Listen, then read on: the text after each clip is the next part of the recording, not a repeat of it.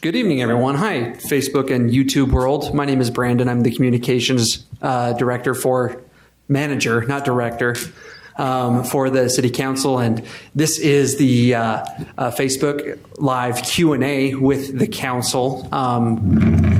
We're doing this ahead of tonight's council meeting. And so we're going to go through some questions that the council has received about the budget, and that's given us time to kind of prepare well-informed answers. And so I'm going to turn it over to Chair Ben Nadolski, who is going to kick things off. And if you're watching live on YouTube or Facebook, you can submit your questions there. And if we have time at the end of the broadcast before the council meeting begins, then we'll try to address those. But if not, we will address those afterwards to you on a more personal level. So with that, I'm going to turn it over to Chair Ben Nadolski, and we'll get things started. Thank you, Brandon. Appreciate you teeing that up for us and teeing up the whole thing for us.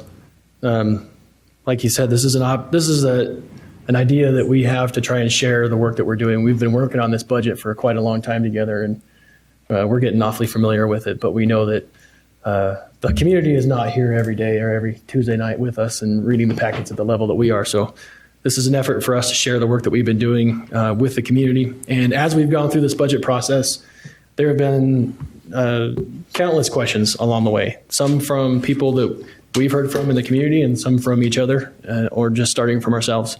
And so we're going to start with some of those questions, but we do hope that for those of you who are either watching live or will be watching after this concludes, that you'll submit questions that you have about the budget to us so we can get you an answer, or if there isn't an answer, that we can find one. So the first question we have, and we're going to turn to Councilmember Rich Heyer for the answer, is how much money does the city spend on fixing roads in a year? Is there any money set aside for other modes of transportation? Thank you, Chair Nadolski and public. There is an answer we have. Ogden is planning to spend approximately $7.4 million on transportation-related expenses in the next year. We are expected to receive $3.3 million from gas tax revenue, known as B&C road funds, another $1.4 million from the active transportation or Prop 1 funding, which was a quarter-cent sales tax increase approved by voters a few years ago. Counting both materials and labor, the city is planning to spend $5.3 million on roads and sidewalk improvements in the next year. This does not include money the city may be awarded from the Weber Area Council of Governments, or WACOG. These funds are given to the city in the form of a grant and are recognized once they are awarded. The city will also be receiving $646,000 from federal government in the form of a congestion mitigation and air quality grant for the implementation of the long-awaited Green Bike Share program. So that's one of those other modes of transportation. We will be allocating $29,000 to fund a free-to-use UTA downtown circulator. The budget also includes $100,000 for trail maintenance, and we will also be spending $1.25 million on airport improvements, $1 million of which is a grant from the FAA. So there are some monies that will be spent on transportation, quite a bit. So I don't know if any other council members wanted to chime in on that. No, I'm surprised that Councilmember Stevens didn't talk about the Purple Bike program. We could have a purple bike. I know. Well, thank you, Chair Heyer. Like was mentioned in the question, there's Councilmember Heyer. There are lots of different types of transportation, and there are different types of funding to account for those different types of transportation. It's not just roads; it's also active transportation. Right. So, and grants for airport improvements. So, okay. For question number 2, we're going to go to Councilmember Lopez. The question is: are utility rates going up again this year? Yes, thank you, Chair Nadolski. Utility rates are going up by a small percentage, 3% this year. In order to, that's what we do in order to keep up with inflation. So it's just that simple.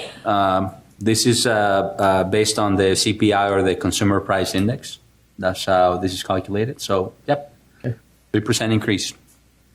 Yeah, it is kind of simple. Yep. But it's something that we've been doing the past number of years, but it's something that we don't want people to lose sight of. We want people to know that it's happening. Yep. Even though it's not automatic, it's something that it takes action from the council each year, but it's not something that we want to hide from people. So Correct. I'm glad you went into more detail so that we Yep. can put that out in the open. Okay, Councilmember Stevens, question number 3 is, what is the status of the bus rapid transit project, and is there money in the budget for it? Thank you, Chair. This is an important concept and project for Ogden City. This relates partially to question number 1 that Councilmember Heyer talked about, the modes of transportation. We have to go back in history. We've been discussing this for well over 10 years, trying to develop a program that would maximize our efforts of transportation and give the benefits to the citizens here in Ogden. We've made a trip to Portland and Eugene, Oregon to see how their BRT program has worked. And in their program, they found out that there is a vast improvement in the economic development along the routes that a BRT has been established.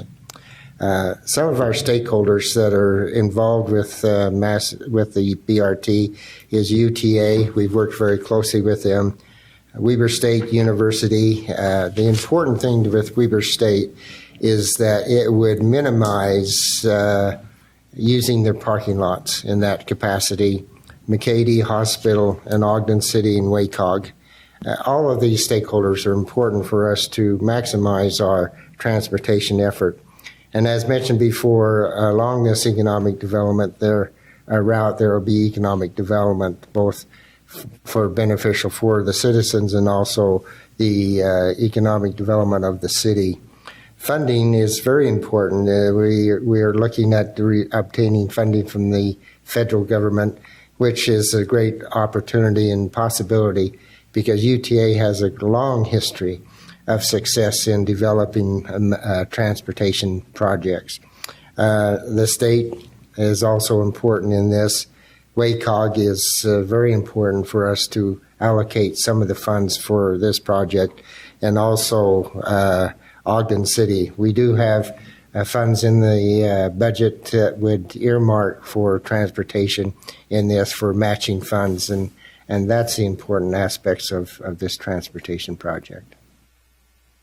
Perfect. That's a perfect example of why partnerships are so important. Clearly, the city has a ton of stake in that project, in the BRT, but there's no way that we could afford to do it by ourselves, nor would we have the bandwidth or the expertise to do it by ourselves. So that's a really good example of critical partnerships for the future of the city. And also mentioning that even though the BRT is earmarked for Ogden, it is actually a Weber County project. Mm-hmm. It will enhance all of Weber County and the opportunities that we have, not only in Ogden City, but the surrounding areas. Yep.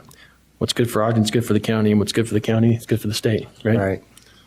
Okay. All right. Well, we got a few more questions we hope to get to.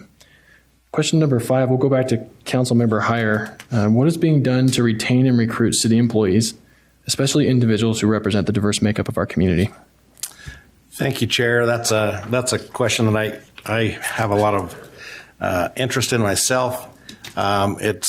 We have excellent employees that work for the city that have a lot of specialized training to do the jobs that the city governments need done. We have wanted to make sure that they don't get burned out, they don't get recruited from other either municipalities or private sector. So we want to make sure that they're well compensated for the work that they do. We anticipate having a 4% merit increase for employees, as well as a 4% step increase for city public safety professionals, our police and our fire people. That's programmed into the budget. Each year, the council also works with public safety employee groups to better understand and address any existing conditions that they bring to the table. This year was no exception. The city is anticipated to complete a staffing and compensation study during the next year to determine the appropriateness of services, responsibilities, wages, and city positions. Outreach to employee diverse groups throughout Ogden continues to be a priority. Councilmember Lopez has contacts in those areas, and he helps us with those as well. So the city provides an incentive and additional pay for employees who are able to communicate in Spanish. This program helps encourage more diversified workforce while also improving services to residents who speak Spanish as their first language. The city is also well served by efforts of the Diversity Commission to better connect with the city with various diverse groups throughout the community. Ogden does have a very diverse community, and we want to make sure that our staffing represents the cross section of what our city has. It's building, but it's not there. We're continuing to do so. So those people who are in areas that are underserved or underrepresented in our government, we would encourage you to seek employment here. Okay. Any other council members want to add? Yeah, I'd like to add a comment too, that diversity is not just an ethnic diversity. I think the city does a great job in looking at gender and LGBT. So I just want to make sure that we're not just talking about an ethnic group. We're also talking about other areas of diversity. And we do a good job of it. So. No, it's good. Thanks for the reminder. That's part of why we have a diversity commission, to continue to remind us. And I'm really proud of the council, the way we've been proactive to reach out to the diversity commission and engage them for advice on diversity issues. Okay, we're going to go to Vice Chair Chaburka. We've asked her to answer a question that a lot of people are actually pretty confused by at times. In the past, it's led to a lot of conflict. But the question is, I get a notice about a transfer of money from the utility funds to the general fund each year. Why are you transferring that money, and why don't you just leave it in the utility funds and lower my utility bills?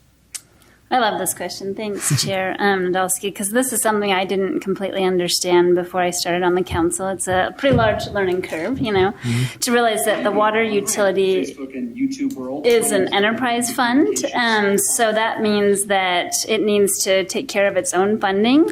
But the notice you're receiving actually is the result of a recent change in the state code that requires us to notify users of this transfer that's not directly related to the operation of the utility. So this actually has been happening all along. It's just that now there'll be a notice that goes out. So the transfer this year is anticipated to be about $5.2 million.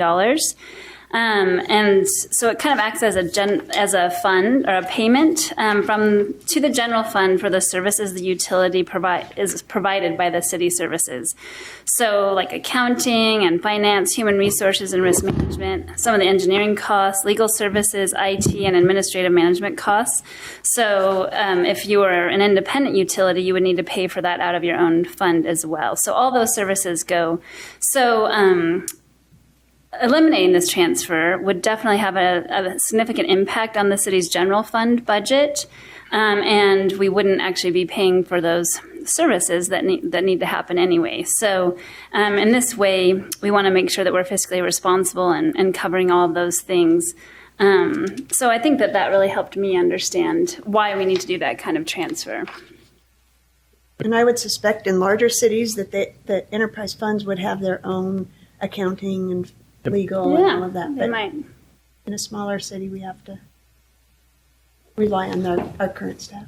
Right. It was a year or two ago, there was a friend of, I think he was probably a friend of all of ours, had a lot of concern about this issue. And he and I sat down for coffee for a couple hours, most of which wasn't related to utility transfers. But to me, the concept that made sense was if each utility is its own kind of enterprise, its own function like its own business, it doesn't make sense, given how small we are as a city, like Councilmember White said, to replicate all of the resources that we're paying for in the general fund and in the city in general.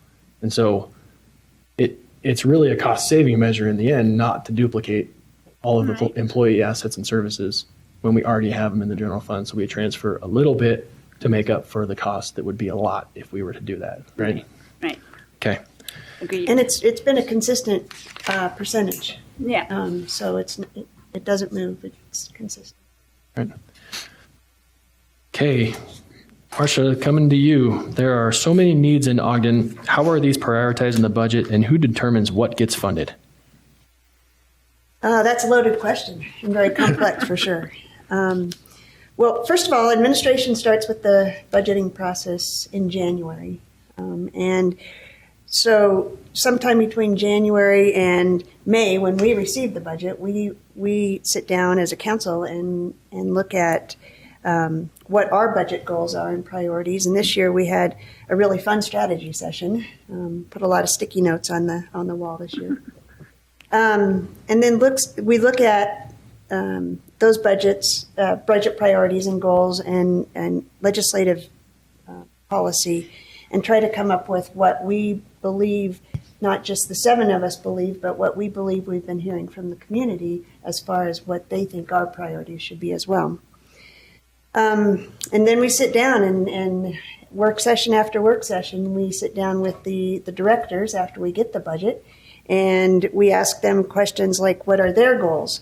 What are their cost savings? What do they see as challenges coming up? What are their new funding proposals?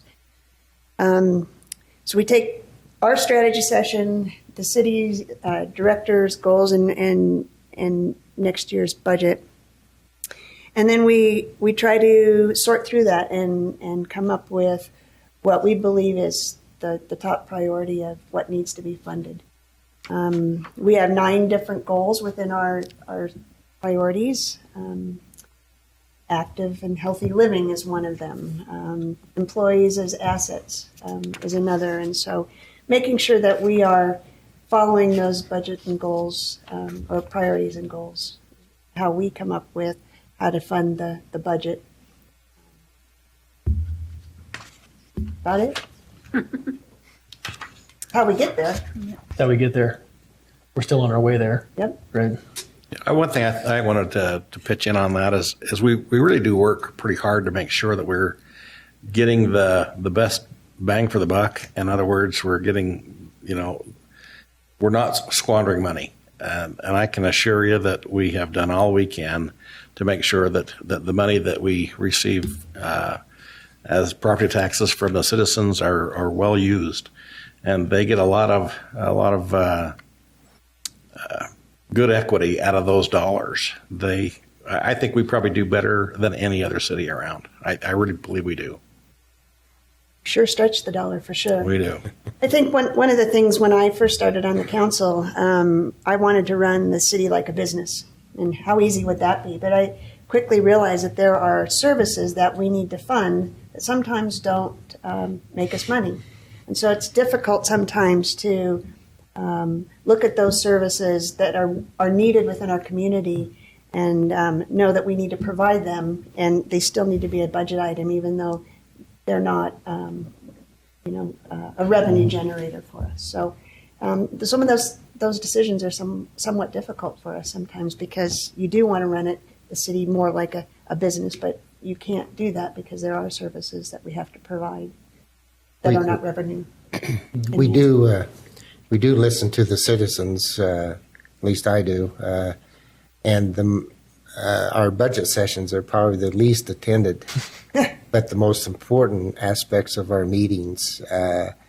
But I would encourage all citizens to be involved and to let us know exactly how they feel about the budget and so forth. But there are topics that we've had on the council that are not related to budget, and the attendance to some of those topics are very heavy.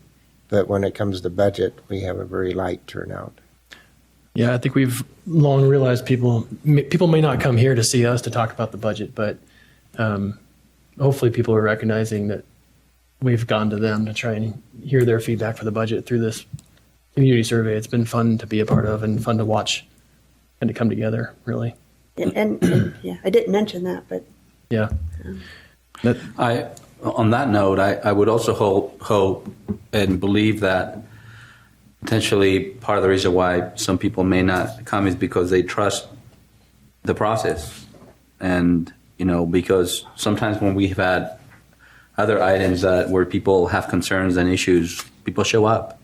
and to voice their concerns. And so, hopefully people believe that there is a good process and that the resources are being used carefully and that we're representing people well, hopefully. Well, that's one always of the other reasons. That's always the goal. Yeah. And trust is something that you're never done earning.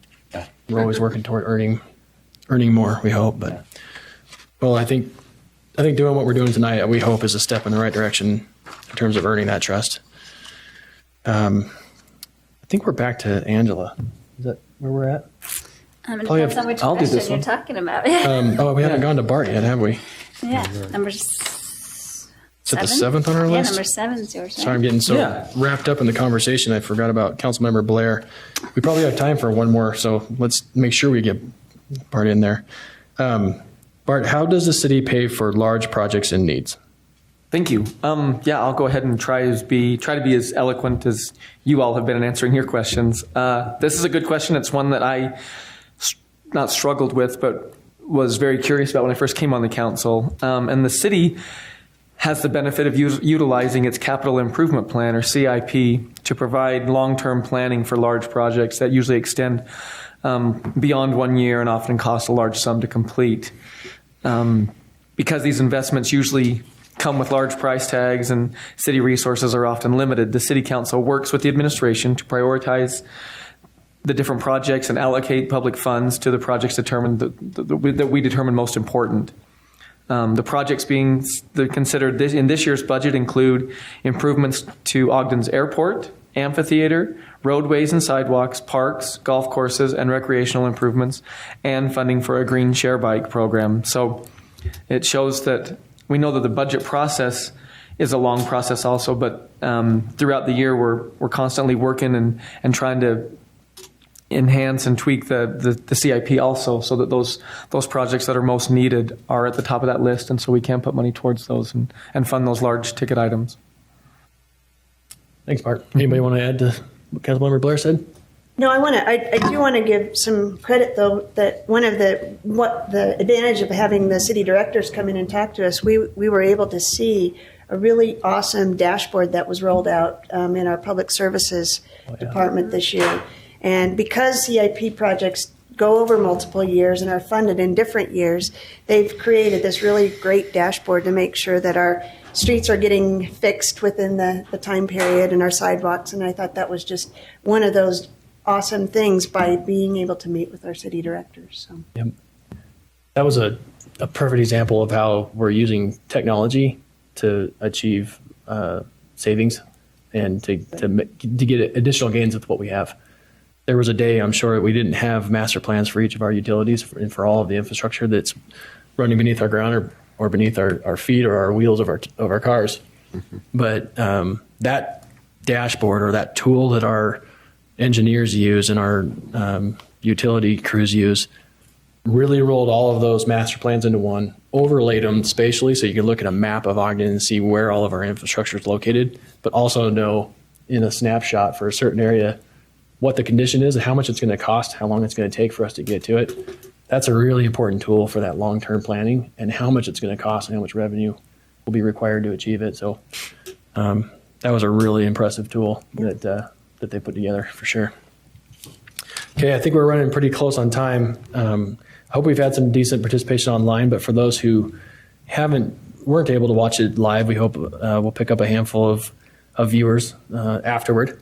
But before we close, I'll just make a note. I'm in my 4th year, and it took me all of this time to really wrap my mind around the budget process.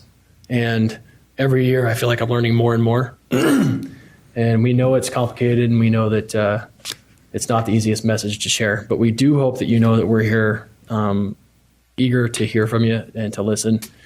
And along those lines, we will be holding a public hearing next Tuesday, June 18th, at 6 p.m. here in the council chambers, where we'll be reviewing our final consideration of the city budget, and we'll open it up to feedback from the public. So if you have anything to say, share it with us online, or we hope to see you next Tuesday. Thank you, everybody who took some time out of their day to listen and tune in. Have a good one, Ogden.